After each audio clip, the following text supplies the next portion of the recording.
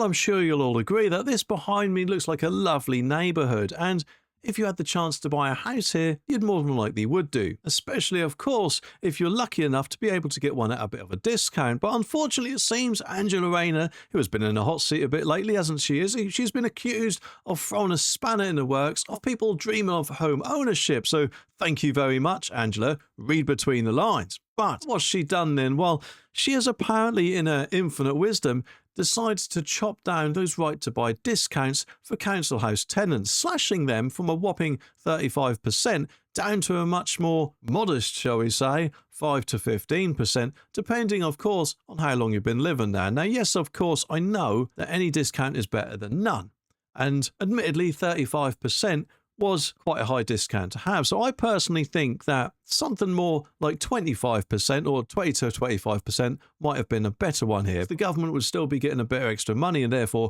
we wouldn't have to cough up as much, hopefully, as taxpayers, that is. But that would also mean the house price was a bit lower and therefore get more people onto the property ladder, I'm guessing anyway. But of course, Angela Rayner appears to be peeing all over that as we speak. Previously, apparently you only needed to live in a council house for 3 years to qualify for the scheme, but now it's up to a decade.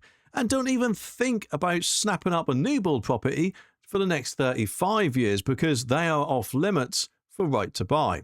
Plus, if you already dipped your toe in the market, you're not getting another chance, I'm afraid. And of course, it appears that Shadow Housing Secretary Kevin Hollenrake isn't pulling any punches about this, calling out Miss Rayner for some serious double standards. He says Labour quietly is sneaking out a policy that slashes right to buy, eligibility and discounts. It is an attack on aspiration, plain and simple. They're turning their backs on hard-working families just to want a piece of the pie. Hollenrake also adds, for years, right to buy has been the golden ticket for millions of people to get their foot on the housing ladder, and now it's like the government is making it impossible. The only surefire way to get a home is to hop on a small boat, and yes, that does seem that is the case for, let's face it, nearly every single illegal boat person that comes over, doesn't it? But the hypocrisy, just think about this. Angela Rayner has used the right to buy scheme herself, remember.